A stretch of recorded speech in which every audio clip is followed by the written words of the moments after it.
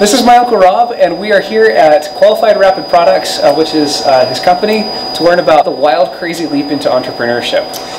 It is a wild leap, indeed.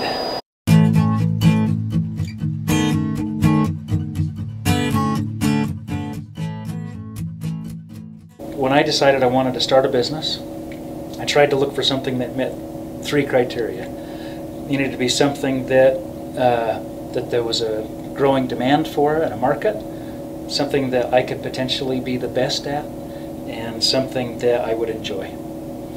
And I looked for a long time to find something that would meet that criteria. And I thought this would enable me to get going, to get a machine, meaning a business as a machine running, and get some cash flow, and then be able to spin off products and do things from there, which so far has worked out well. What I'm most excited about is Optisys. That's a spin-off, and the reason I like it is because it's a niche, and I really feel like I could never have formed that niche without first having the foundation of QRP. The more there's riches in niches, and the more specialized you can be, the less competition you're going to have, the more you can be the best in the world. And when it comes to these products, we are the best in the world. I can say that right for now. Well, you said your two pieces on the International Space Station, so that's testimonial enough for me. We're beyond worried about death now.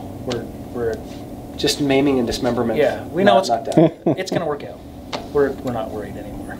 I did my undergrad in economics, but I was thinking today about Böhm-Bawerk. Oh yeah. And how he talks about the entrepreneur and like the role that he takes in society, right? And so I don't know. I was wondering if that like affected any of your decisions, or if that affects the way you think about your job. It absolutely did, because 10 years ago I went through a personal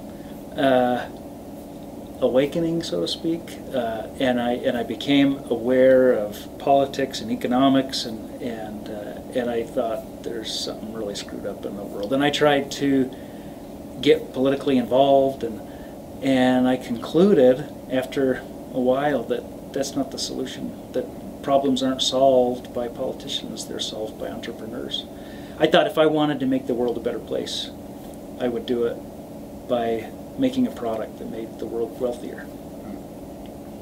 So that affected it very heavily. And entrepreneurs play a very important role in Austrian economics. It's like the Austrians are the only ones that appreciate and recognize the driving influence of entrepreneurs. Whether they're starting a new business or they're intrapreneurs within an organization. Sort of the risks that they take upon themselves, right? And the way that they venture into the unknown, right? And you don't know for sure if it's going to pay off. And the fact that it does pay off benefits everyone, and then puts, two pieces of your equipment on the International Space Station. Provides for a family and makes you the best at something in the world. Right? And that's not something that you can necessarily it's not guaranteed at the outset. It's not guaranteed at all. Right? So that's really cool. It requires like a lot of, well, it's a moral decision in some sense, right? Like it's a character decision. It requires like a certain strength of character, moral fiber, and I don't know, just character attributes of resilience, intelligence, and discipline to be able to engage in that process and not back out. And push through it and see it to the end. I just went through a personal introspection and thought, what is it that I want to do when I grow up? I mean, I had an engineering degree. I got there and I was enjoying what I was doing, but I thought, is this it? And I thought, am I really doing what I'm best at? Well, maybe I would be good at as an entrepreneur. So this was an experiment to see if that was true. It's a result of the experiment? It's to be determined. You never know, but it's so far pretty good. Good. Yeah. When we started out, and things, I kind of thought we're going to start the company, and then people are going to buy stuff, and then we're going to have lots of money, and I mean, I didn't really believe that would be the case, but I kind of believed that would be the case. And when it took a lot longer, like the kind of believe. I mean, I didn't know what to expect. I mean, I went into this knowing, all right, we're going to learn as we go. It took a lot more time to start making money than we hoped, and we were losing money really fast up front. And we're at home. I'm in a micro economy where something costs an extra $20 and you're scrimping, and I don't know if I'm going to do it, and then something costs $100. Now all of a sudden I've got $15,000 a month. every month, and I don't have any kind of reserve to cover that, and that just was more money than I'd ever thought of before. And every single month it's getting gobbled up. And so the transition is from being an engineer, which is probably one of the most stable, it's one of the few places where as an employee you matter enough that they are desperately interested in keeping you from going anywhere else. Mm-hmm. So you're in this position where... I had golden handcuffs. You had golden handcuffs, and you have all this, I mean, stability. Could you describe like that transition? I mean, just the comparison between... It was a big hurdle because I had a manager position, I had a nice office, I had 30 some odd employees reporting to me. I had, it'd take me a long time to build up my reputation, and I thought I couldn't really go anywhere else and start. I didn't want to think I could start over, and I felt like I don't know that I'm the best manager. I think I'm a designer. I'm a creator. So I didn't feel like I was using my skills, and yet my salary was really good, and the benefits there were really good. What I'm seeing here is a value calculation. Like you're in this position where, I mean, it sounds like everything's going right, but you're looking over here and saying that's better. I mean, you're running the math, and in your head you're saying between self-actualization and reaching potential and the exciting things you do for the world and all these other things, like what was it that finally pushed you over the edge, or was it some mixture of all of the above? A lot of dissatisfaction with where I was. The company where I was at started having just a lot of problems and was doing things that I thought were just irrational. And big companies do irrational things. Just bureaucratic type stuff? Yep. Okay. And I felt like I had a lot of authority but no control. I didn't feel like I had the control. So I was very dissatisfied with where I was. Okay. Also, I felt like I could calculate out exactly what I was going to make every year for the next 20 years, and there's nothing I could do to get any kind of pop or to get anything bigger than that. It was like I was already up against my ceiling. Okay. And if I wanted to do anything different, and you have midlife crisis of, all right, I'm 40, and which is the average age for entrepreneurs anyway. So is it really? Yeah. Gosh, that's funny. I mean, taking a wild and crazy risk may as well change the world, right? Yeah.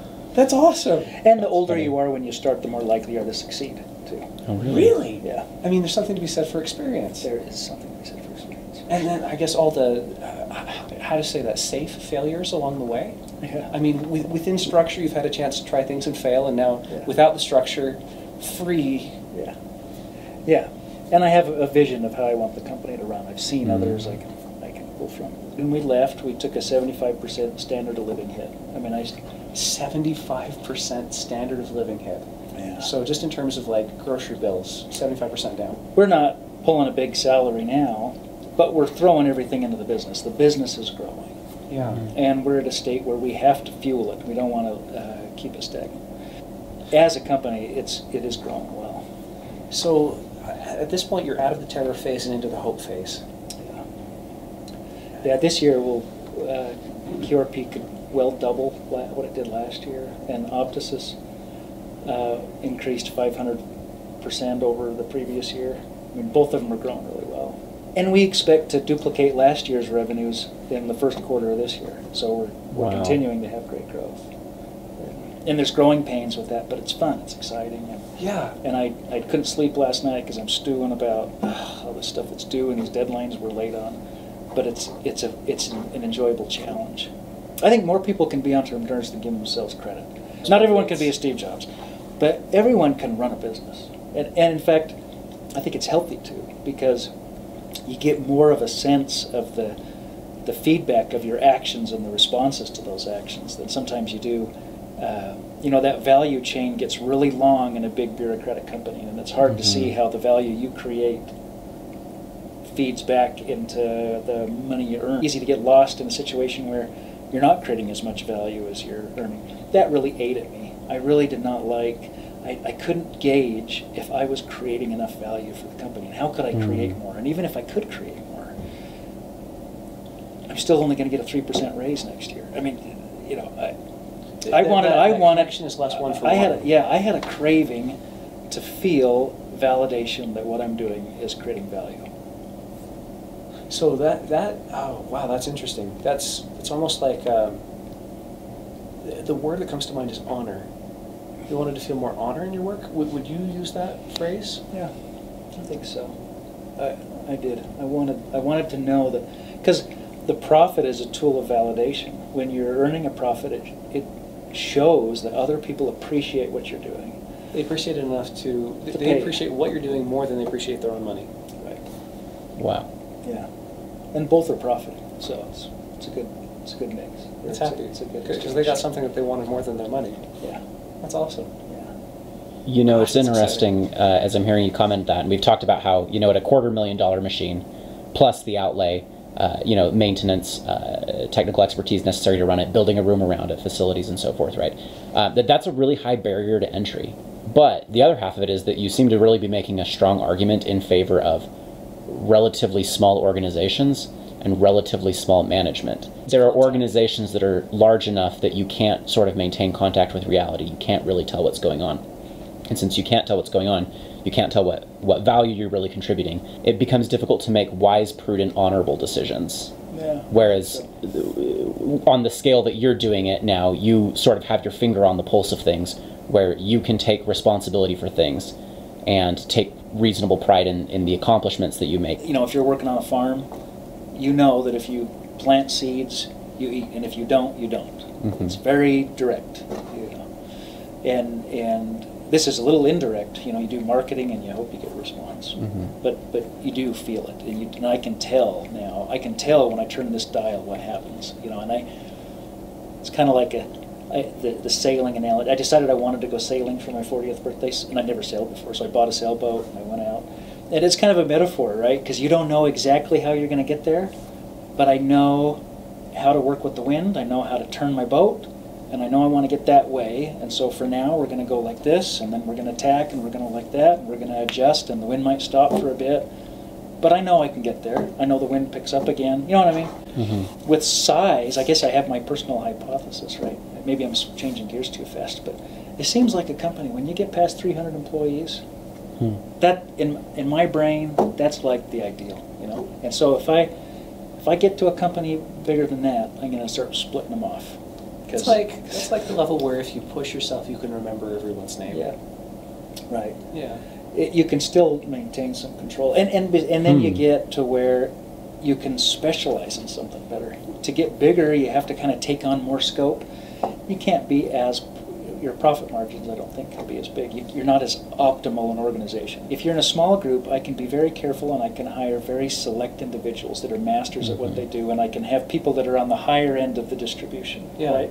I can have a higher concentration of high quality people. So what I'm hearing is a pretty rousing moral and technical defense of entrepreneurship, right? I'm a passionate guy. Wait, so one thing I'd like to ask about right here is, so sitting with the golden handcuffs, looking over there where the grass was greener, and thinking, okay, and then making the leap. Okay. Now that you're here, how would you describe all of those reasons that you decided to jump for? I mean, are they fulfilled? Are you feeling? Absolutely. I don't know that everyone in my household is there yet, but they will be soon. But we definitely, I definitely am grateful I did it. I am so glad I did it. Question on that, actually. So one of the things I'm curious about is that, you know, and this is pretty true across all human experience, is there's things you don't know, so there's uncertainty and risk, and then you also have to do stuff, right? So faced with uncertainty and risk, you still have to act, right? So what do you think you've learned about how to take risks? Like, what do you think your guidelines would be for how to prudently and appropriately take risks? Who was it I'm quoting like Robert Kiyosaki or one of those guys. It's like driving without your hands on the steering wheel, that's risky. But if you have your own hands on the steering wheel, that's not risky. If I'm driving the company, I'm just I see it as taking ownership as opposed to taking risk. And life is risk, And sometimes you can get a false sense of security in a place like a big company, and you can kind of get the feeling that my job is secure. There's no such thing as a secure job. There's nothing. No, if you acknowledge that life is uncertain, then it's not as big a deal to just take ownership for your own decisions. I like the car analogy specifically because it requires you to keep your eyes open. Yeah. I mean, there's all those ads about looking down at your cell phone and then you like pop out of existence because you're not really there if you're not paying attention. And the thing about driving a car is that you have to be paying attention second by second. You can't have a lapse of a minute or two. You can't give up responsibility even for an instant. But as long as you're making tiny corrections every moment to keep up with what's happening. Yep. And that's it. Those tiny corrections. If you're willing to pivot and adjust, if you're willing to take. So if you are not good at taking feedback from customers and then you're not going to do well as an entrepreneur. If you're, again, the sailing analogy I think is really good. I mean, you just have to be willing to listen and respond to the environment, but sailing happens. People do it. Why can't I do it? When the wind blows like this, you turn it like this, and when it blows like that, you turn it like that, and maybe I'm not the best at it, but I'll get better as you go. And it's almost like riding a bicycle, but I mean, on a bicycle, you're doing it on a micro scale. You have that feedback, and if you're willing to adjust and learn. So there's a statistic people throw around a lot. 1 in every 10 businesses succeeds, and I kind of don't like that. I think it's misleading. I think it's makes it sound like you're rolling the dice. Like if the number comes up lucky, then you win, and if it doesn't, then you lose. I think the way it really happens is you have people that are entrepreneurial. And those entrepreneurial people try something and it fails, and then they try something else and it fails, and then they try something else and it works. So if you are willing to fail fast and learn some things, then you will succeed. You can get there. It's like meta entrepreneurship in a way. Like you were describing the pivoting even within a business, but you're also pivoting between businesses. Yeah. It's like you're testing out different cars and saying, oops, not that one. The business is always a hypothesis that my value proposition is accurate. Right? Yeah, that people are out there who actually will want this thing that I'm trying to do. And the world will mercilessly give you feedback on that. Yes, and that's what I love about it. It's real. I love, it's not fake it's feedback I can believe. There's also, I'm thinking about the car analogy that you raised earlier, right? And it seems to me that there's a lesson I'm pulling from what you said, that specifically the way to turn risk into opportunity is to take on responsibility for that risk. And when you have your hands on the steering wheel, when you're taking responsibility for it, that's the thing that transforms risks in your environment into opportunities. To some degree, the risk is still there, but you don't see it that way, and you're able to capture the positive aspects of it as well. Opportunities are a random variable, and random variables can be quantified and understood. I mean, so I kind of see it like there's all these invisible opportunities passing by everyone all the time. And it's a different opportunity passing by me than passing by you. Different ones would match with your unique skills. I don't have a degree in engineering, so there are opportunities that you will see, appreciate, and be able to do that I can't. And we assume the reverse is also true. Yep. Yeah. And so, although there's uncertainty there in opportunities, everyone has opportunities, and some have greater than others. Some were born with opportunities closer to them and easier to recognize. But if a person wants to improve their current standing from wherever they're at, anyone can do that, whether you're super poor or super rich, anyone can improve their standing from where they're at. There's skills you can learn. You can learn to identify and recognize opportunities. There's no risk there. You can just learn that skill. You can learn to... That then ties into the way that you use them as well. I mean, that ability to see them, it's interesting to me because it ties back into the car analogy again, because your ability to see and distinguish risk and understand what's going on and be able to read the situation. Yeah, and with entrepreneurship theory within Austrian economics, the entrepreneur is the person who acts on what's the word I'm looking for? I can't remember. Arbitrage. That's the word I'm looking for. The entrepreneur is acting on an arbitrage opportunity that he recognizes, and it has to do with imperfect knowledge. In that unique state, he has some unique knowledge, he or she. There's uncertainty there. It's not deterministic, but that doesn't mean it's not controllable. And I think that there's skills and there's lessons. I mean, there's the business model canvas that you probably studied already. It's a method for describing on a piece of paper what your value proposition is and testing it and seeing if it's right. And then once you get that perfect, well, then it's easy to scale and get funded to do it. But there's tools like that if you just learn it, you can do it. This is not a unattainable skill, not for most people. Regarding risk management, there's an idea from Nassim Taleb, which is that you want to be aware of your ceilings and your floors. So while at the engineering firm, you had a ceiling that you started to become aware of that you were butting up against, where it can get this good and it can't get any better. And you feel capped by being there, and it's not a terribly good place to be, but hopefully also within the firm your floor is capped until there are layoffs or something like that. When you moved into starting QRP, were you aware of capping? I mean, did you have a fallback plan in case it went horribly wrong? Like, what was plan B? Yeah, plan B is if we don't have a higher standard of living within 5 years, I go back and get a day job. Okay. That's the agreement between my wife and I, and that's what I'm going to do. You know, I figured 5 years on faith is amazing. I mean, I figure the worst that can happen is you could lose everything you worked for, and you can start over. And my perspective on that has changed over time. Like, once you've gaped at the jaws of hell, like, and you've seen, you almost get numb to it, and it's like you're so afraid of loss.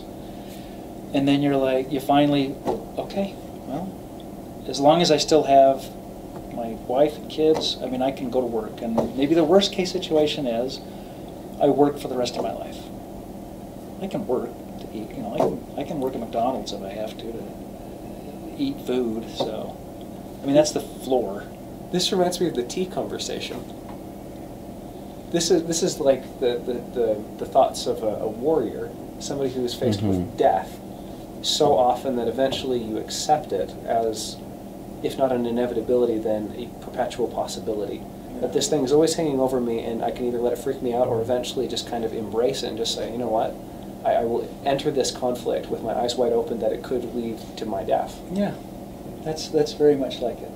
So that's courage. So it's courage to accept loss. It's a samurai warrior ethos incarnate in an American entrepreneur. Yeah. Gosh, that's awesome. quite the crossover. Yeah. I like how you say that. Courage to accept loss. Yeah. I think a lot of people are afraid of loss. And I am, you know. Yeah. And I mean, it's scary.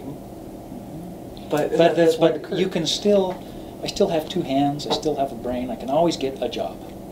I can earn money to eat. And if I don't build up a big nest egg and I end up eating up all my 401k, then I will never retire. But you know what? Retirement is not a natural phenomenon. It's people have always worked till they died. So, okay.